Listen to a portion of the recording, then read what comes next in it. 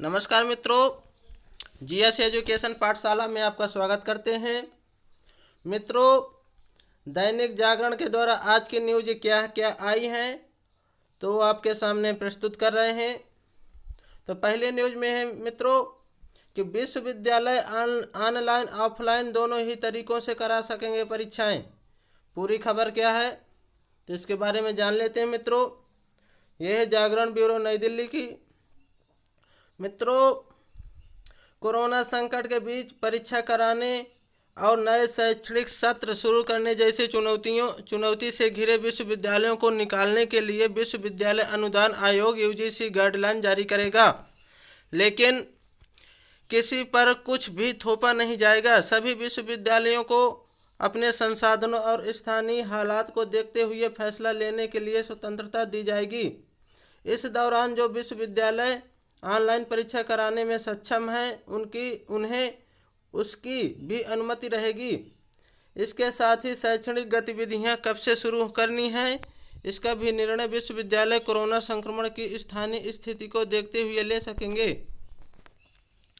फिलहाल सभी से अपने अपने स्तर पर परीक्षाएं और शैक्षणिक सत्र शुरू करने का पूरा प्लान तैयार करने को कहा गया है।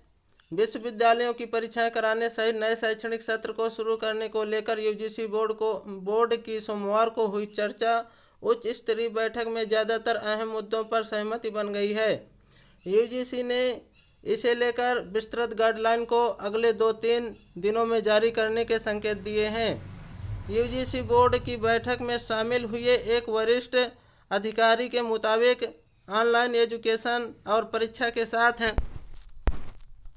नए शैक्षणिक सत्र को शुरू करने को लेकर गठित की गई दोनों अलग अलग कमेटियों की रिपोर्ट सोमवार को बोर्ड के सामने रखी गई, लेकिन देश भर में कोरोना संक्रमण की अलग अलग स्थितियों को देखते हुए किसी भी विश्वविद्यालय पर कुछ भी न थोपने पर भी सहमति बनी। इसे लेकर पर्याप्त विकल्प भी दिए जाएंगे। इनमें ऑनलाइन या ऑफलाइन परीक्षा कराने जैसे विकल्प भी रहेंगे। यदि किसी विश्वविद्यालय के पास ऑनलाइन परीक्षा के पर्याप्त संसाधन हैं तो वह इसे करा सकेगा। हालांकि विश्वविद्यालय में जो भी गतिविधियां संचालित होंगी वे लॉकडाउन खत्म होने के बाद ही स्थानीय स्थितियों को देखते हुए होंगी।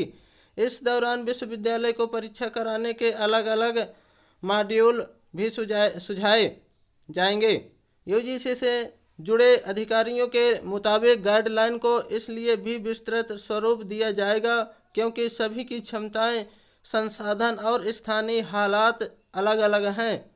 निजी विश्वविद्यालय के पास जहां पर्याप्त संसाधन हैं, वहीं तमाम सरकारी विश्वविद्यालयों के पास बड़ी संख्या में छात्र हैं लेकिन उतने संसाधन नहीं हैं। संसाधनों और स्थानीय हालात को देखते हुए ले सकेंगे फैसला। सुरक्षा मानकों का पालन अनिवार्य। यूजीसी बोर्ड की बैठक में परीक्षाओं और एकेडमिक कैलेंडर को लेकर हुई चर्चा में बनी सहमति। जून अंत या जुलाई में खुल सकते हैं विश्वविद्यालय।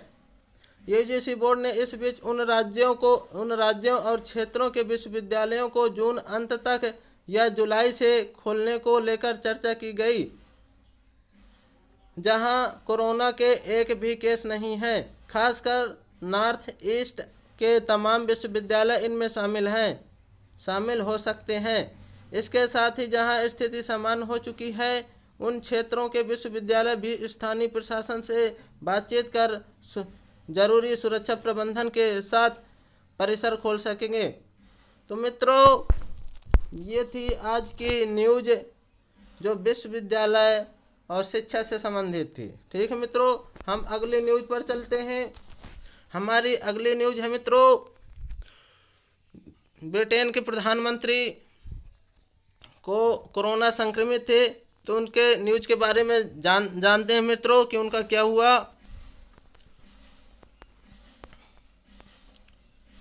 इसकी हेडलाइन है मित्रों, कोरोना को हरा दफ्तर लौटे ब्रिटिश पीएम। ठीक है मित्रों, तो बोरिस जॉनसन बोले लॉकडाउन हटाने के लिए बनाएंगे चरणबद्ध योजना। दूसरा, निर्णय लेते समय बरती जाएगी पूरी पारदर्शिता और सतर्कता। देश में संक्रमण से मरने वालों की संख्या हुई 20,732। ये ब्रिटेन की न्यूज है दोस्तों। सेंट्रल लंदन में सोमवार को पीएम आवास 10 डाउनिंग स्ट्रीट पर बोरिस जॉनसन ने मीडिया के सवालों के जवाब दिए। ब्रेक्जिट प्रक्रिया पूरी करने को ब्रिटेन संकल्पित। ब्रिटिश सरकार कोरोना वायरस जनित महामारी के बावजूद यूरोपीय यूनियन से अलगाव ब्रेक्जिट की शर्तों के क्रियान्वयन को टालना नहीं चाहती।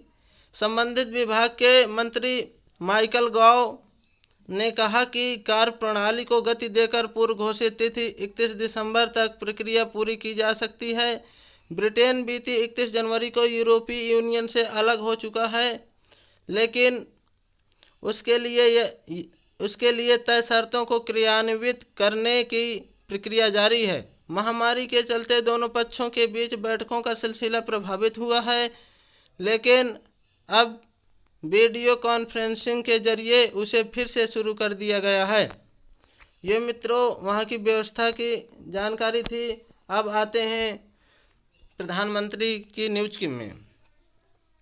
तो लंदन एजेंसिया की न्यूज है, कोरोना वायरस कोविड-19 को हराने के बाद ब्रिटेन के प्रधानमंत्री बोरिस जॉनसन अब काम पर लौट आए हैं। स्वस्थ होकर दफ्तर लौटे जॉनसन पर लॉकडाउन के कड़े प्रतिबंधों में ढील देने की योजना बनाने का अत्यधिक दबाव है। ब्रिटेन में यह प्रतिबंध 7 मई तक लागू है, जिसके बाद सरकार को कानूनी रूप से इनकी समीक्षा करनी ही होगी। ब्रिटेन में रविवार को 413 लोगों की मौत के साथ ही देश में खतरनाक कोरोना वायरस से मरने वालों का आंकड़ा 20,732 तक पहुंच गया है। पीएम जॉनसन ने अपने सरकारी कार्यालय 10 डाउनिंग स्ट्रीट के बाहर मीडिया से बात करते हुए कहा, सरकार आने वाले दिनों में लॉकडाउन को चरणबद्ध तरीके से हटाने के बारे में योजना तैयार करेगी। इसके लिए कुछ मुश्किल भरे निर्णय भी लिए जा सकते हैं। जॉनसन ने यह तो नहीं बताया कि सारे प्रतिबंधों को कितनी तेज़ी से कितने चरणों में हटाया जाएगा, लेकिन उन्होंने यह जरूर कहा है कि निर्णय लेते समय पूरी पारदर्शिता बरती जाएगी और इसे देशवासियों के साथ साझा किया जाएगा। उन्होंने लॉकडाउन के संबंध में फैसला लेते समय वैज्ञानिकों की सलाह को तवज्जो देने की भी बात कही। जॉनसन की अनुपस्थिति में सरकार का कामकाज संभाल रहे विदेश मंत्री डोमिनिक राब ने कहा कि पीएम के एक बार फिर कमान संभालने से न केवल सरकार का हौसला बढ़ेगा, बल्कि देश को भी एक नई दिशा मिलेगी।